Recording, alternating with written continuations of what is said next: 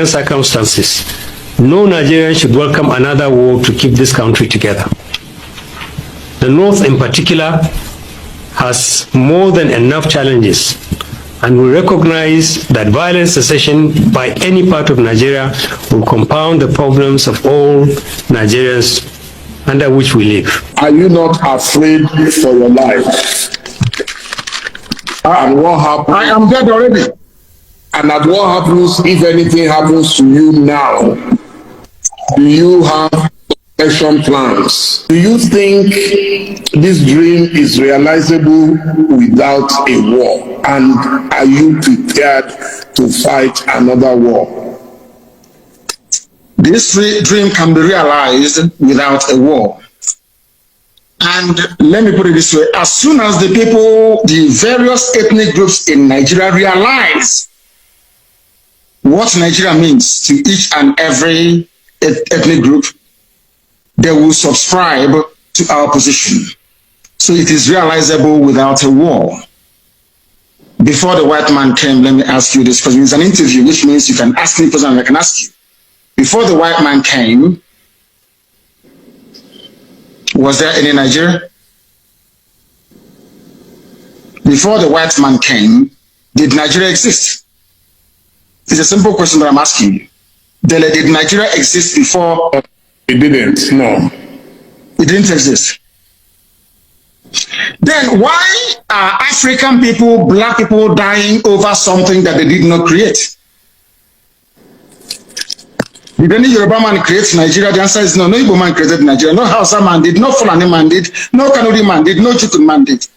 When you come to Nigeria, it's always a debate about it is our turn. It is our turn. It is our turn to rule. Now there are over 250 main ethnic groups in Nigeria. If you keep rotating the presidency every 8 years to each and every ethnic group, times 8 by 250.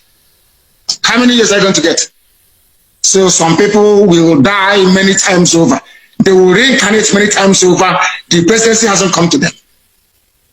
Nigeria is a joke and an absolute mess. It was not created by black people. Therefore, it cannot be sustained by black people. I want to see an Africa where a Yoruba nation, a Yoruba mega nation extends from Togo all the way to Edo State. That's what I want. Because that is authentic Africa. I don't know why Africans are so beholden to something that's alien to them. Are you a white man? The looter that created Nigeria is a white man. What are you doing as an African defending something that a white man created out of, or should I say, a racist intent? Nigeria was an ordinary company, Royal Niger Company, an ordinary business venture that the British converted into a nation. And Africans are killing themselves trying to maintain something that a white man created. Sometimes I wonder what type of God made African people. I don't understand it. And that is why you have this neo-colonialism. That is why the British High Commissioner had to go to Tinubu to ask him, how do you end this protest? Because if this protest continues, you're jeopardizing our oil. Nnamdi Kanu can use it as an advantage to go and get Biafra. They asked the army to go in and kill people. You people are being ruled by your colonial masters. Your fate is not in your hand. You're in a country that is 60 years old, so to speak. There is no electricity. If I am a Nigerian, I can't come out and say I'm a Nigerian. I'll be ashamed of myself. For 60 years, you have no electricity. For 60 years, no good roads. For 60 years, no good schools. For 60 years, your politicians are traveling abroad for medical treatment. I ask you, what is there to be proud of about Nigeria? Name one thing you can be proud of. Name one thing. It's a question I'm asking you, Dele. Tell me one thing you can be proud of in Nigeria. Nigerians are amongst the brightest people in the world, including the Igbo people, of which you are one. You are a very brilliant man. That is Nigeria in your DNA. I was born a Biafran, not a Nigerian. Nigeria is a historical mistake. Was there a birth certificate at that time that wrote Biafra on it? Of course, yes. You want me to show you? I'll show it to you. I can email it to you. It's not here with me right now. I can email it to you. My person is Biafra. I don't mind. I will email it to you. So you see, what I'm asking is, if Nigeria never existed until the white man came, why are you, as a black African man, defending it? What's the white man created? Why? When you have Yorubas in Benin Republic, Yoruba is in Togo, they speak your language, they eat your food, they dress the same way you do, you have the same culture, the same value system, the same orientation, and I'm asking you, and the white man came from Europe and said, oh, you are Yoruba from Togo, you speak French. You're Yoruba from Benin Republic, you're going to speak French. But you're Yoruba from Nigeria, you speak English. Are people not perturbed by that? That level of dehumanization, that level of subjugation. You see, one thing that shocks me about Africa and their class of intellectuals is the fact that they are willing to swallow hook, line, and sinker anything the colonial master gives to them. And I've asked you this very question. Can you go to Europe and create a country as a black man? The answer is no. Then why must you accept what a white man is doing in Africa? Do you see why we are poor and very backwards? Do you see why Nigeria can never have 24 hours of electricity? Never, ever, ever, ever. Because the foundation is faulty.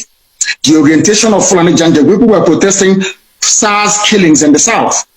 Fulani people in the north, we are busy having fun and laughing and smiling. And you want to be the same country with them. Your value system, your reasoning, your understanding, your orientation can never ever be the same. Never be the same. Why did Britain leave the EU? Billy, I'm asking you, are they not Christians? Are they not Democrats? Don't they believe in free trade and voting people in and voting them out? But then, why did Britain leave the EU? Why? The same Britain that left the EU is asking me not to leave Nigeria. Nigeria that is only 100 years old. Your grandfather was not a Nigerian. Was not. So why must you throw away the history of your family, the rich history of Yoruba people? Because a white man called the place Nigeria. Why must you do that? Why? Can I go to England and name them and name them Albania and say all your history is now gone? We are doing our ancestors a disservice. And let me tell you why Black Africa cannot go forward. Some people, not you, some people accepted this nonsensical balkanization of Africa with their useless flag independence. And your ancestors are in the grave. Your ancestors that existed before the white man was born, they are in the grave. You jettison their history and their identity. You banish it, you denigrate it, you insult them by accepting this garbage called Nigeria, and you want them to be happy with you. That is why no black African country can see development. No black, you see South Africa. When whites were running South Africa, everything was good. Now blacks took over. Look at what is happening. Because even the land of Africa itself is angry with us. We went to school for a reason. The reason why you go to school is to question certain things. And the question is this: why is it that you, as an African, you're willing to kill, to die for something a white man created when they cannot do the same thing for you? You see how they are not equal to us. You see why they are always better than us. And nobody can tell me with any ounce of conviction or justification the reason why Yoruba people should be in Togo, in Benin, and in Nigeria. Why can't they be in one country, same way that the English people are in one country in England? Or should I say in the UK? These are the things that we must ask ourselves. Are you not afraid for your life? And what happens? I am dead already. And at what happens if anything happens to you now? Do you have protection plans? I am dead already. I was throwing some water to apologize. I am dead already. The only thing that can bring me back to life is Biafra. This life is meaningless without freedom, not just freedom. As I said before, I traveled to England to study for a reason and for a purpose. You cannot tell me that in England they have gas piped all the way from the Scottish gas fields. There is 24 hours a day electricity. There is gas. If you're homeless or if you're unemployed, the government can give you what is called housing benefit. You can pay your rent and live in a decent home. They also give you money to feed as well. If I cannot do those things for my people, then my life is meaningless. So as I am right now, I'm already dead. I'm only waiting for Biafra to revive me and to resuscitate me.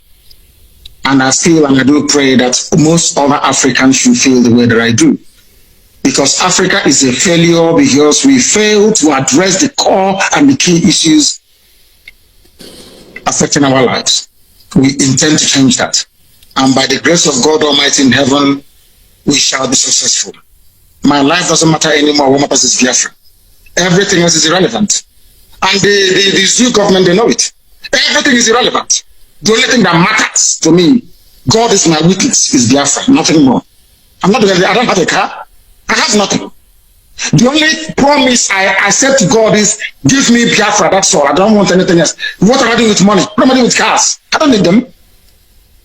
The Biafra I don't need. Now, someone says, if you disagree so vehemently with the English people for what you believe they've done in Nigeria, how come you accept their protection? They are not protecting me. I'm sure if they have a chance to kill me, they will kill me. They're not protecting me. The only people that ever protected me was of Israel. Nobody else has ever protected me. Only Israel did. So if they have a chance to kill me, they will kill me. What protection is the person talking about? I said it before. Chief Obafemi Awolowo went to UK to study. Chief Obafemi Awolowo, because there's one good thing about the UK. If you study there, your eyes will open. You see how vocal and vociferous the protest in London was. Because we understand their game, we know the way they play it, and we feel sorry for our people that they cannot see what you have seen. But one day, who knows, their eyes may open. But as I keep saying, anything we do to ensure that freedom comes, not just to Biafra, to Duduwa, but to everybody, every ethnic group, I am all for it. So could you tell me a bit about your project, the Radio Biafra?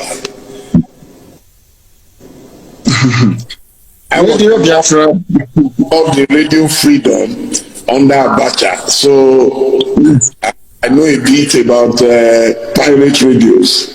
So that's why I'm asking. It's not a pirate radio. It's not pirate. Radio Biafra is registered in England. It's not a pirate radio. It is actually registered. It's not a pirate radio. That was the argument they were making before. And when they asked the UK to shut down Radio Biafra, UK told them we can't. It's a legitimate business. You know, it's a legitimate concern in the UK, so we can't shut it down. So it's not pirate. And we build our own transmitters. I don't know if you know that. The FM that you listen to in Lagos, if you're in Lagos right now, if you hear my voice tomorrow morning, or the voice of any of the presenters tonight, we built ourselves. I believe in encouraging ingenuity. Everything we have, we built ourselves. Because, of course, God is with us. And our mission and cause is noble. That is the history of Radio Biafra, and we keep expanding. And I do hope that before this month runs out, which is just a few days away, that Radio Biafra will be in Katsina broadcasting in Daura. Radio Biafra will be in Daura broadcasting. And they will complain, but they can't do anything about it. Because we are far ahead of them. What are you doing in Daura when you said Buhari is not there? So what will you be doing in No, they challenged us. Their MDC challenged us. They said they are going to buy equipment worth, is it 700 million to disrupt what we are doing. So in response, I said I'll put a radio inside Daura and I'm going to do it. I will. There'll be FM in Daura very soon. You cannot be jammed.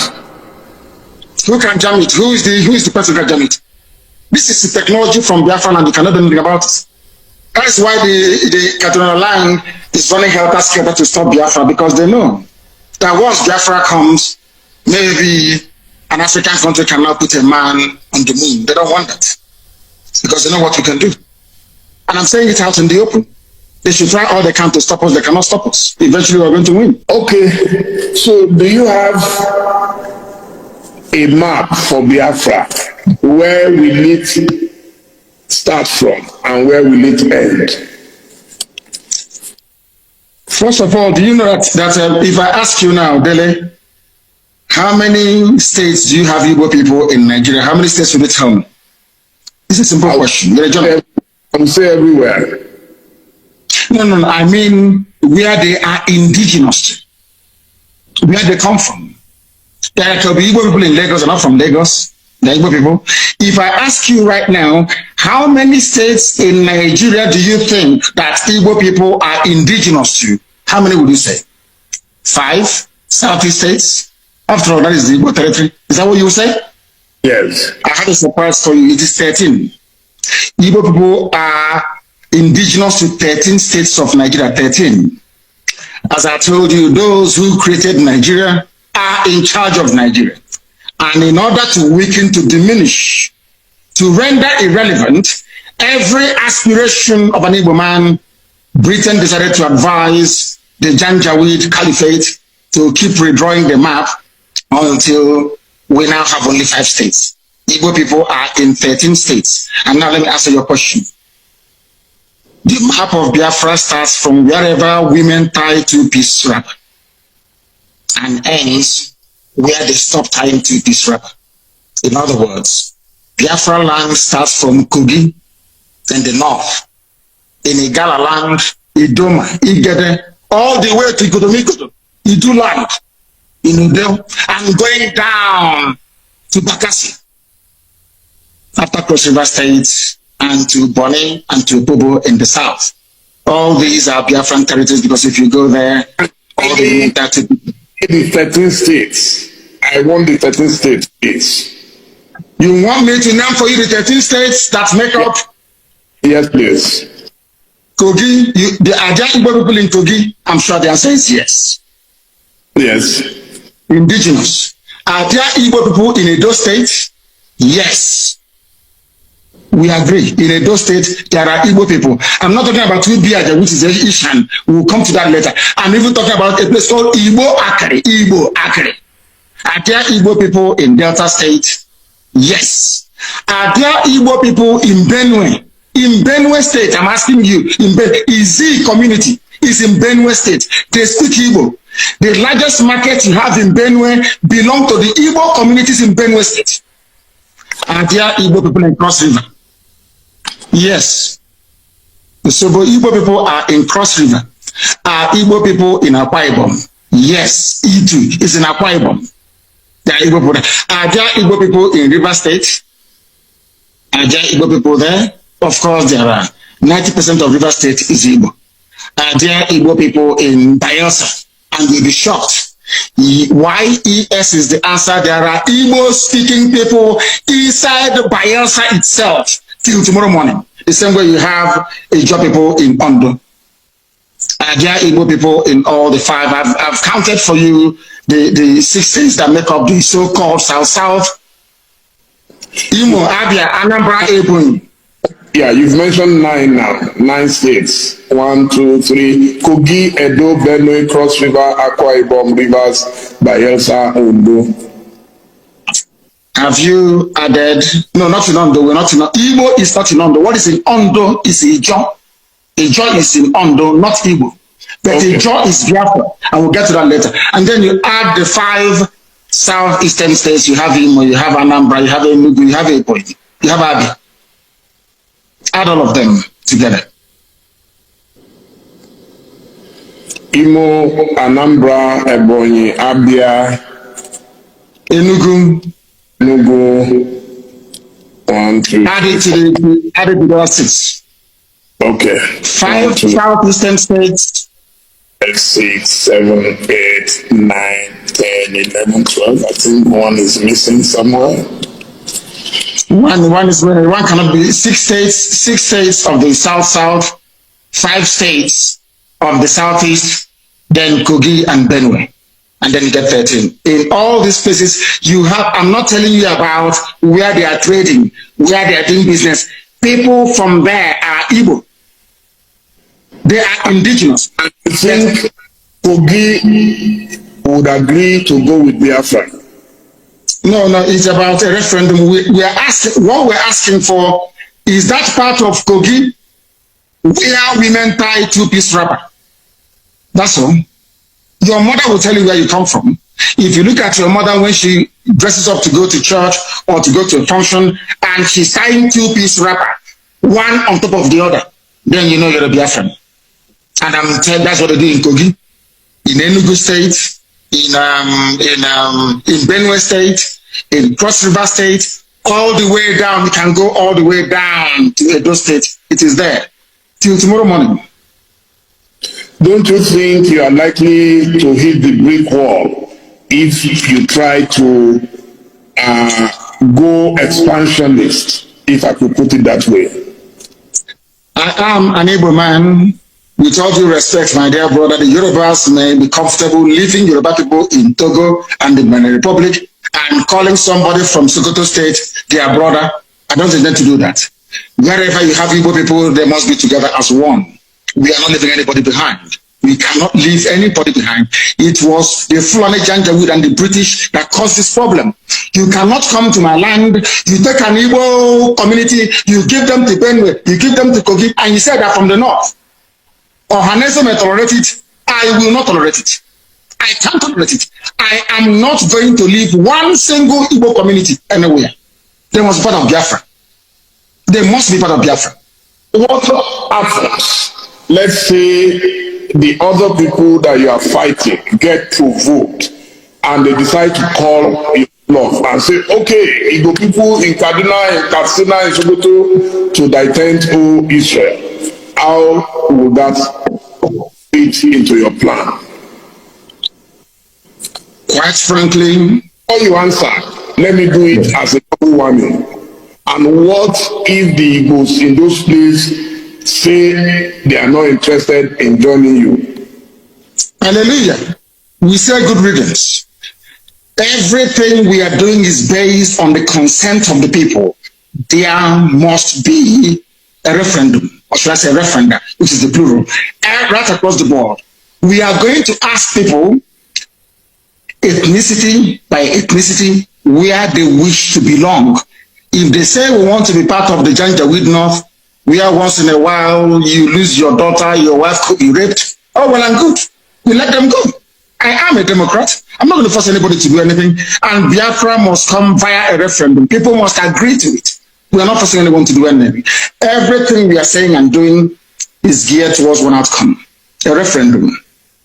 If they agree, fine. If they don't agree. So who is going to organize this referendum that you've been talking about? The United Nations will have to organize it at the right time. They will. If it is not organized, what is your plan B? We continue with civil unrest and civil disobedience, boycott of elections. As one of our great heroes said, we will boycott all boycottables until we get what we want. The British never wanted to leave Africa, but they did. Russia never wanted the Soviet Union to break up, but it did. Serbia never wanted Yugoslavia to break up, but it did. Sudan never wanted South Sudan. They never wanted South Sudan to be free. We are free today. Ethiopia never wanted, Eritrea to be free, but today Eritrea is free. So that tells you all you need to know. It is not in their hands because you know what? Power belongs to the people. Anything we want is what we're going to get.